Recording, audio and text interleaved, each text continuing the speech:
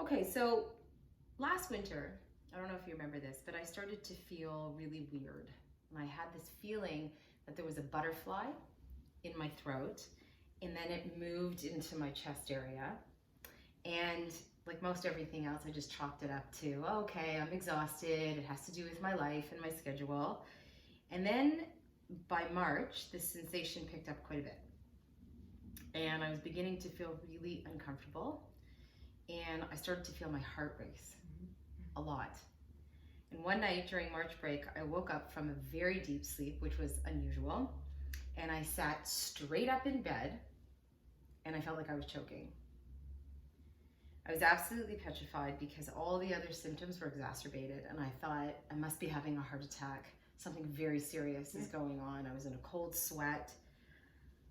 What I came to realize was that I was hyperventilating. So fast forward a week or two, I was told that I probably have a thyroid issue. I was tested. I do not have a thyroid issue. I do. Okay.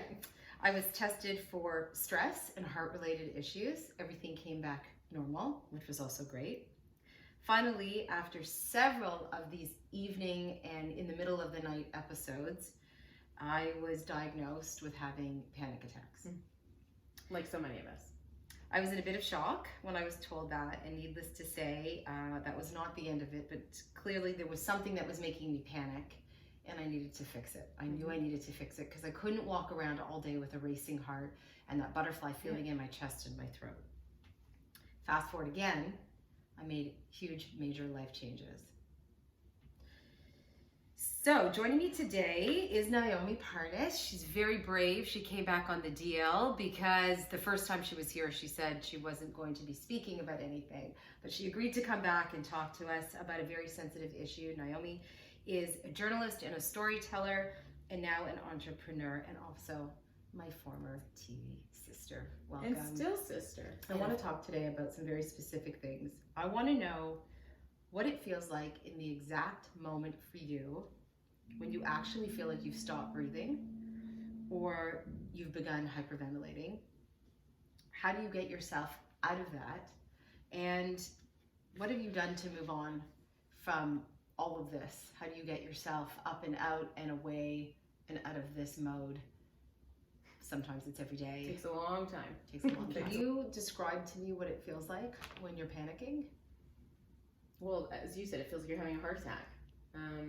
You feel like you're getting a fever. I've actually taken my temperature and realized that I had a minor fever from having anxiety. Like, it actually causes your body temperature to rise.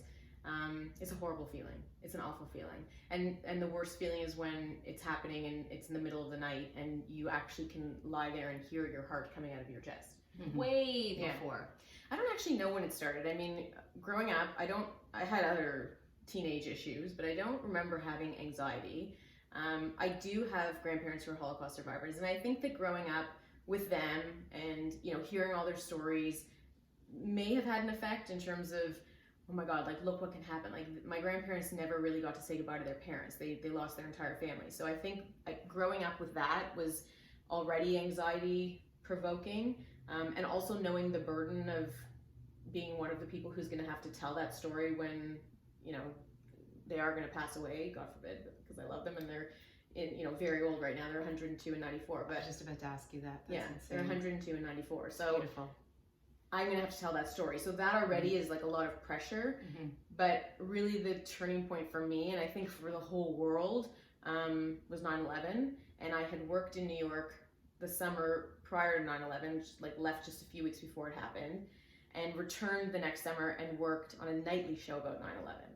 About 9/11. It was about 9/11. So we actually interviewed every single night people who had lost loved ones, people who had we went to a graduation for kindergarten students, and the parents were crying simply because their kids were alive and simply because they were there to see their kids have this graduation.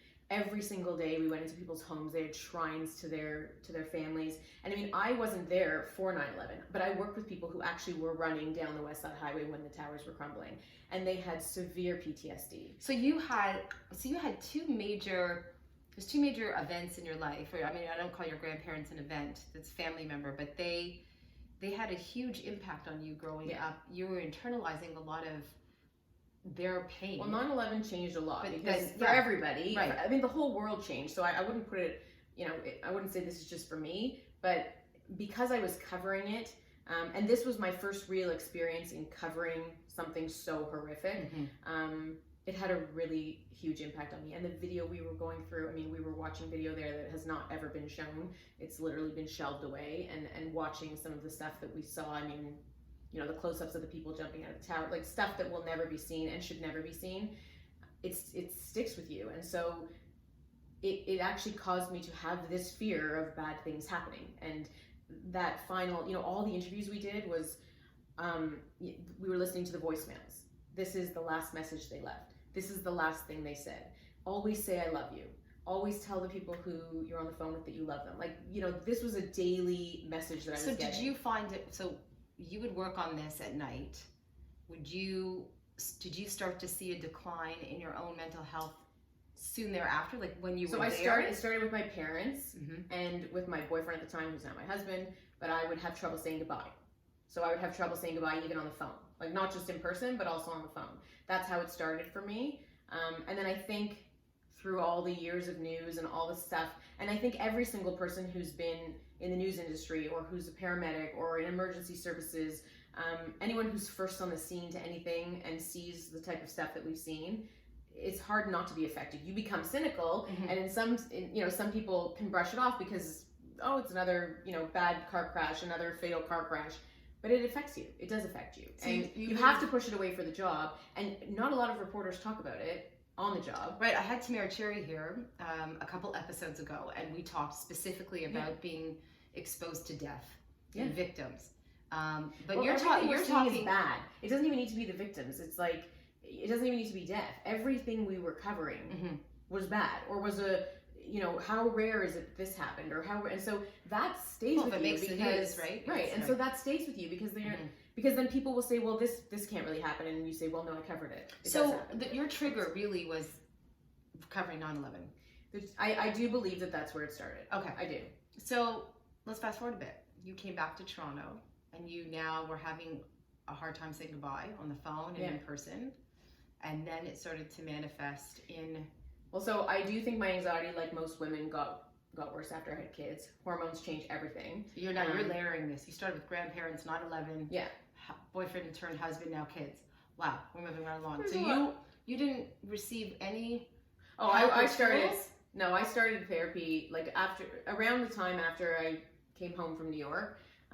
I realized that there was something going on and started therapy, and therapy was very helpful, and it has helped. I mean, I go through various different situations based on whatever point of life I'm in, and it helped me get through that situation and that time in my life, and helped me with the anxiety that I was dealing with at that time.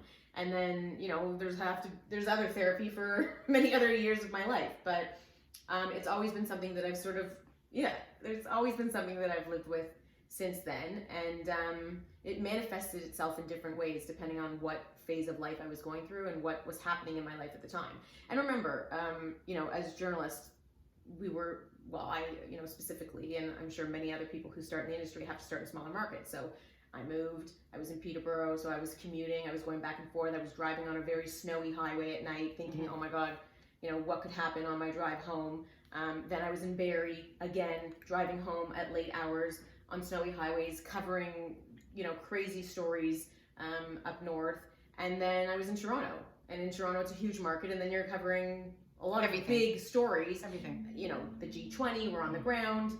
They released, So what it sounds like to me when we talk about panic and anxiety, it sounds like you just internalize everything. A lot of I think a lot of journalists do, but they just don't talk about it, and you just have to before- do your job. So you try not to think about it, especially when you're in it. I feel like it wouldn't, at the end of the day, it might not have come out. I might not have come home crying, but I would feel it weeks later, and I wouldn't even know that I was feeling the anxiety because of something that I covered. But where are you now with this? So, like I said, after I had kids, it was pretty bad. I think for most mothers, you go through a phase where it's pretty, because then you start worrying not just about yourself and about your loved ones and your parents, but about your kids, and there's no worry greater than that. So, and I've had to literally talk myself off a ledge, like if they're not home, like panicking, where are they? But that's very different than having.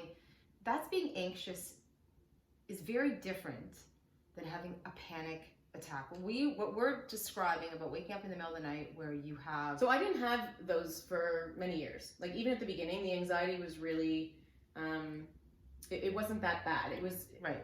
I've always managed somehow, and I'm very proud of myself for this, but I've managed to live. It can be debilitating for some people. It can keep you from literally leaving your house. So did you ever have that?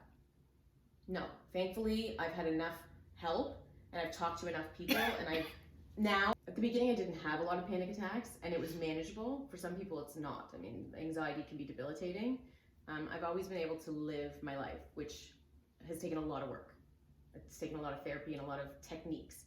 But in terms of panic attacks, I did start to have these incidents where, especially, mine came from sleeping. So I had this thing where I was having trouble sleeping, and it was probably obviously linked to anxiety, and then I would not be able to sleep, and it would spiral into this horrible mindset where I didn't think I was ever going to sleep again. It got to that point where I believed that I actually wasn't going to sleep. And at that point, I realized that there was a really big problem, and I went again to talk to my doctor. And Wait. What do you mean? You felt like you were never going to sleep again? Yeah, I actually believed I wasn't going to sleep. So I had so much anxiety that I couldn't sleep, and then I wouldn't sleep, and then I maybe, if I was lucky, got an hour of sleep that night. And the lack of sleep then actually makes you think things that are totally unrealistic. You feel nuts. And I believed that I would never sleep again.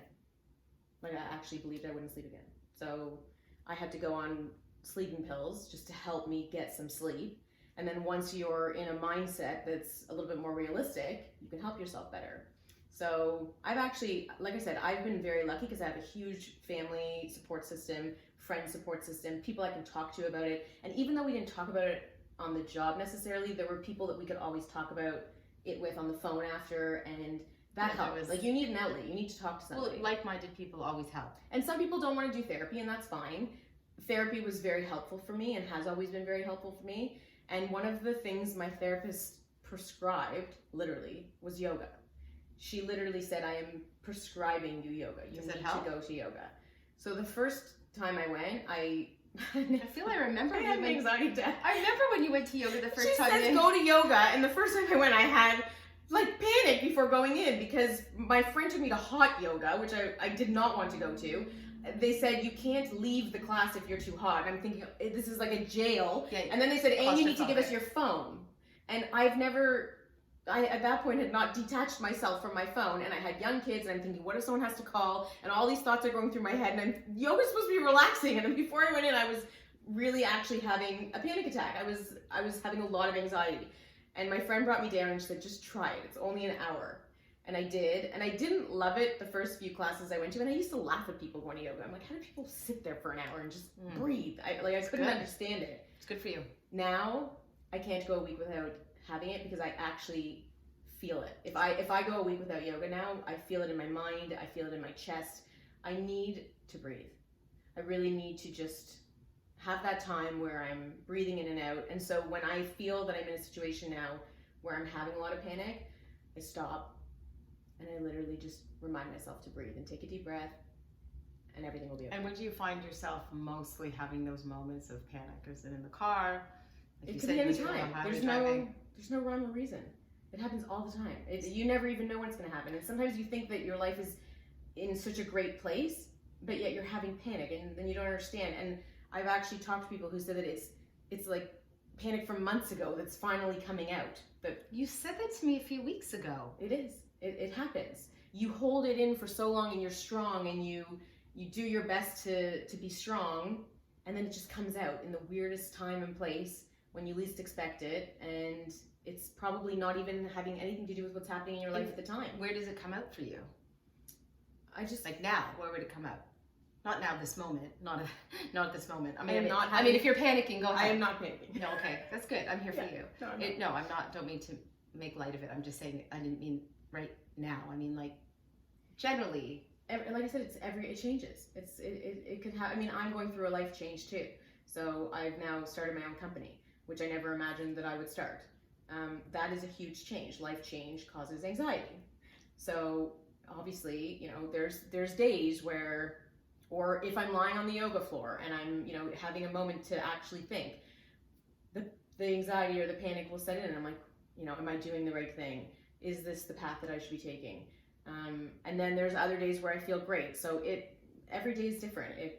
It changes all the time. You have to just learn the techniques that are best for yourself, and everybody is different. And where do you think so many people deal with it? Okay, where do you think people need to go to learn techniques? Because I'm telling you, through my research on the various topics from DL, I found that this kept creeping up. This kept coming back. People kept saying, talk about anxiety, talk about panic attacks.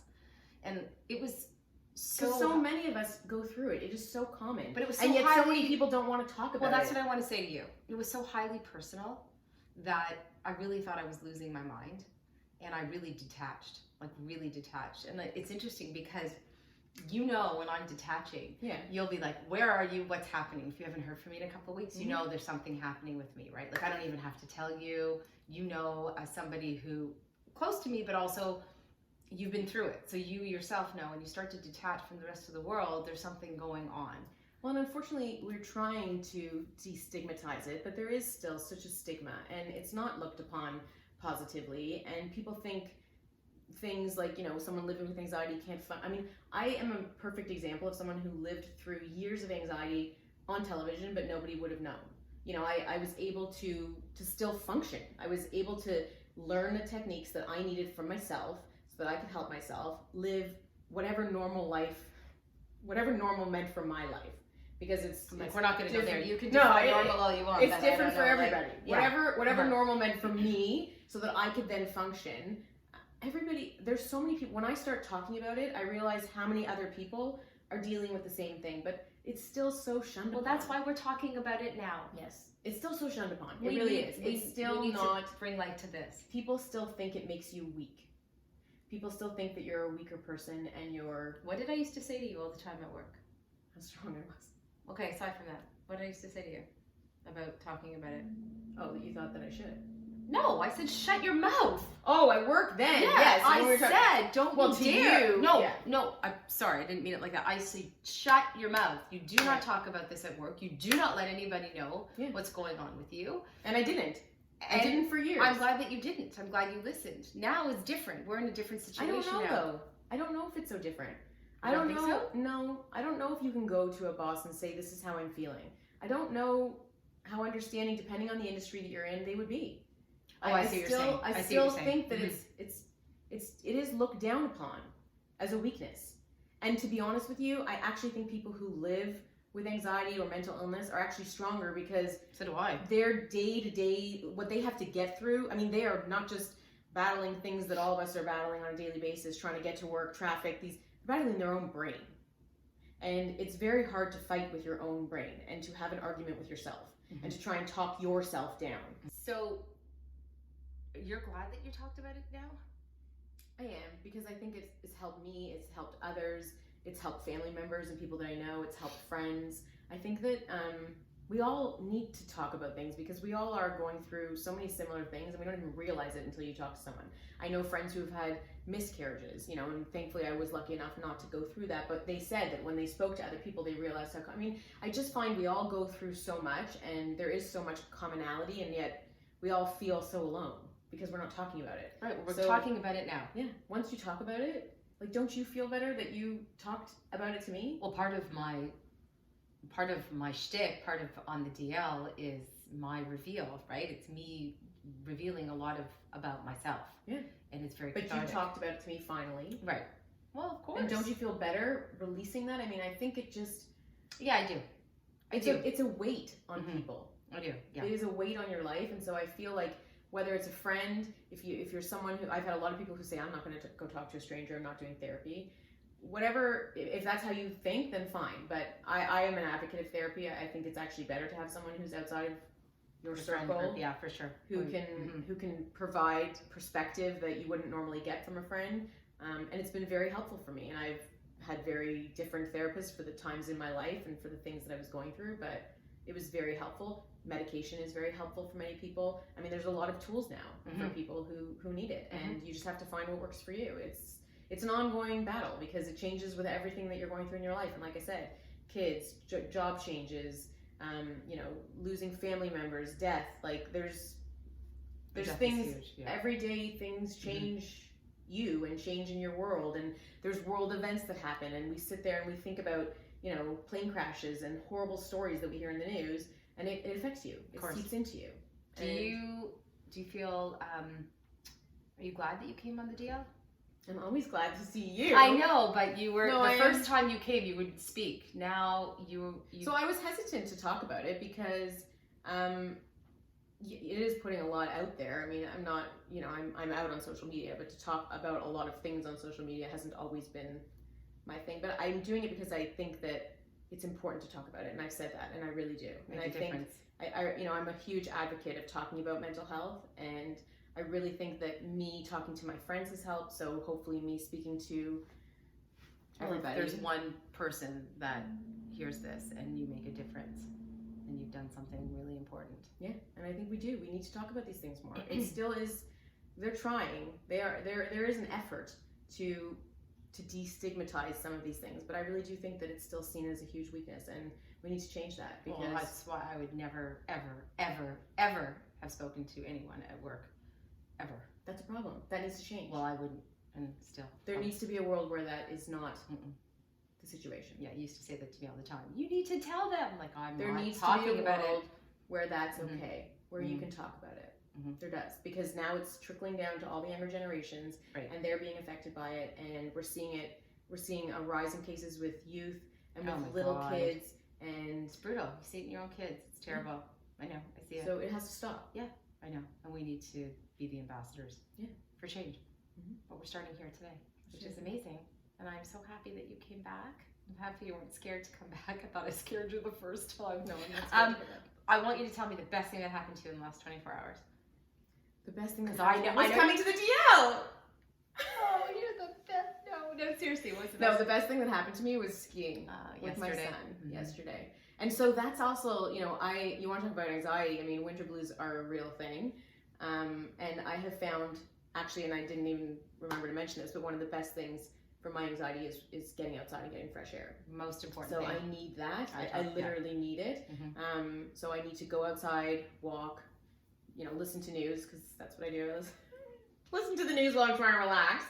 But I need to walk, and I need fresh air. And so yesterday I went skiing with my son, and being outside, being in the sun, because I need the sun. Yeah.